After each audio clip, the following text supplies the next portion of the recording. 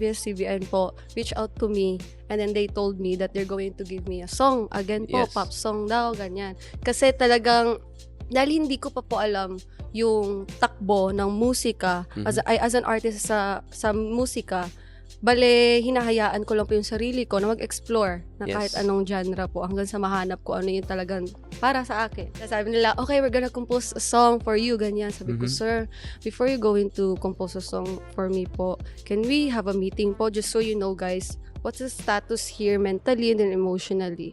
Para lang, gusto ko kasi nagagawa sila ng kanta na kung saan talagang konektado sa kung Yes. ano yung pinagdadaanan ko at that moment po. Billboard Philippines. Volumes.